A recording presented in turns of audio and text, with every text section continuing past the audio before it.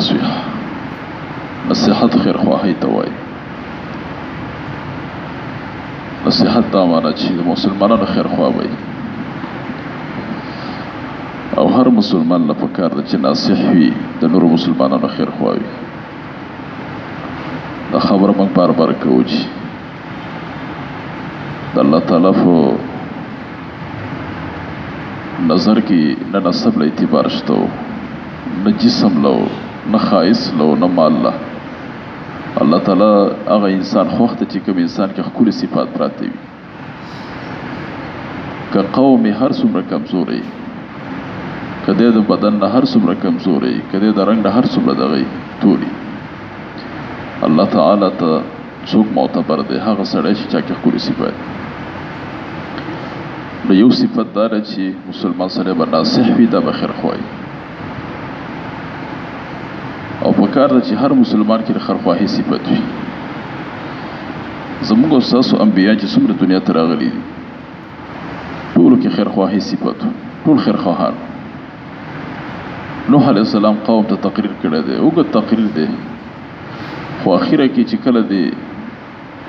قوم کې غټان پټاني که نه متکبرین،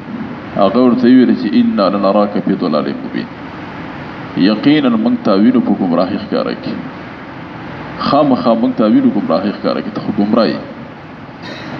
لکه نن سبا وخت کې هم د خلکو دا فکر چې یو سړی په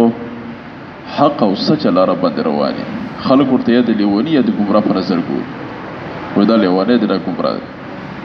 نو داسې نسبتونه به کرامو ته هم خلکو کول. نوح علیه السلام ته خلک داسې وایي، هغه ورته په غضب الفاظو کې جواب نه ورکوي. واعظ خطیب له دا پکار دی چې خلکو ته غوسه نه شي، تقریب په منځ کې به هم کله پتا اعتراض وشي نو ته به نه غوسه کېږي. نوح علیه السلام ته غوسه نه شو، ته چې تاسو خو ګمراهان یې وایي، به دومره یې وویل چې ما کې ګمراهي نشته دی، او بیا ورته وایي چې وانصح لکم، ای خلکو زه ستاسو خیرخواهي لټوم، زه ستاسو خیرخواهي کوم، زه په تاسو خفه کېږم.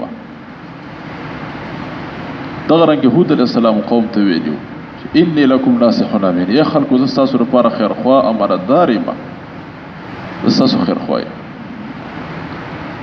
وروسته به انشاءالله حدیثو کې دا مسله واضحه شي چې نن سبا وخت کې ته ناصح وي او د دې زمانې د دې کم عقلو خلکو خیرخواهي دي کوله، نو ستا دشمنان به ډېر زیات دي اگر که ته بوله خیرخواهي کړي. اوس که یو سړي ته دا ووایې چې دا د الله تعالی کور دی،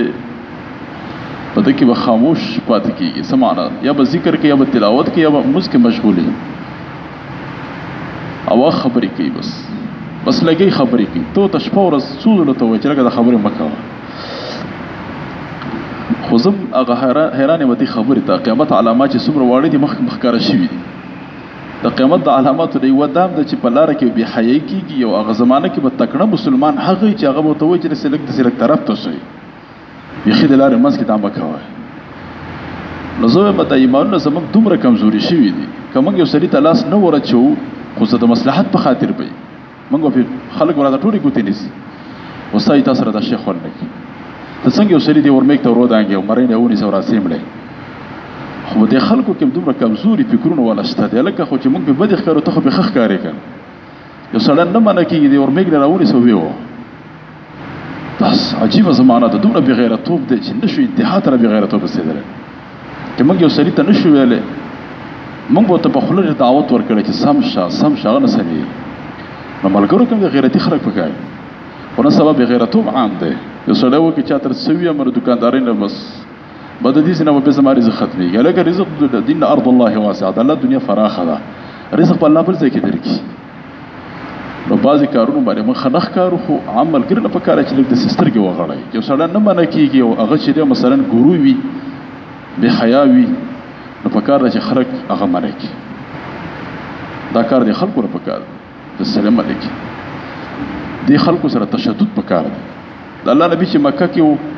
کفار و په مختلف عذابونه ورکول، د الله نبي ورته صبر کوه. الله به ورته چې فصبر صبر کوه. چې مدینې ته لاړی نو بیا توره لاس کې راواغېستله، ورته ویل زه به تاسو اوس کار ولرم.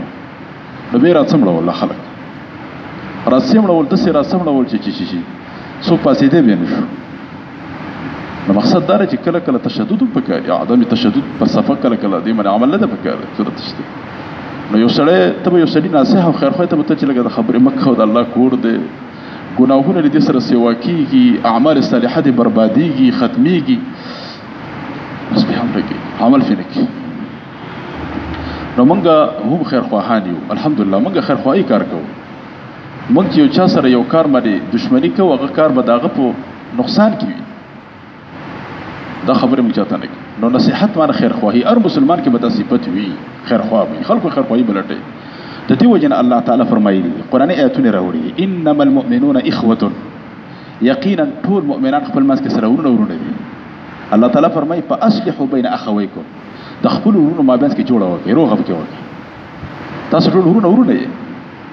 د دین دا معلومیږي چې ګوره ایمان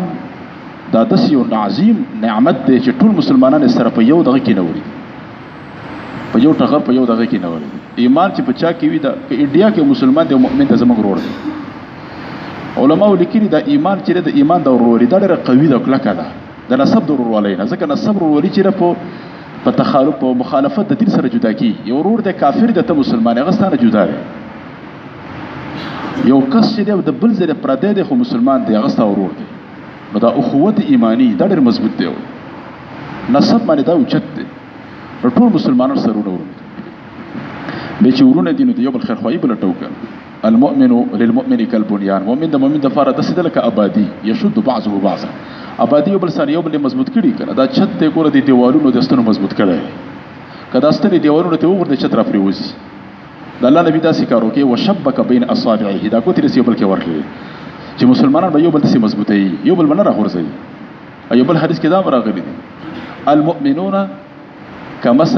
كرجل واحد مثل المؤمنين كرجل واحد د مؤمنانو مثال د سره لکه یو سړی ان اشتكى عينه اشتكى كله کله یو انسان سترګه خوږي ټول بدن خوږي کسر خوږي ټول بدن خوږي نو که یو مسلمان دردي کې په کار چې مسلمان په دردي خفشي نو هر مسلمان د خیرخواهی صفت پکړه ځکه الله فرمایي انما المؤمنون اخوه مؤمنان ورونه دي یو بل روغه وکي ورپسې فرمایي د نوح علی السلام خبره نقل کړي دا او انصح لكم لکه مخې چې ما ویله او د هود علی السلام خبره نقل کړي چې وانا لكم ناصح امين قوم ته یو چې خلکو تاسو خیر خوایم تاسو بدخوانه یم تاسو باندې خفکیږم او رستو به حدیث کې ان شاء الله راشي دین چې چاته بیانې دا ټول خیر خوای ده چاته د منځه حکم کې خیر خوای ده که څوک د غلط کار نه منې کې خیر خوای ده خبرې به ان شاء الله آینده درسونه کې به راشي الحمدلله رب العالمین والصلاه والسلام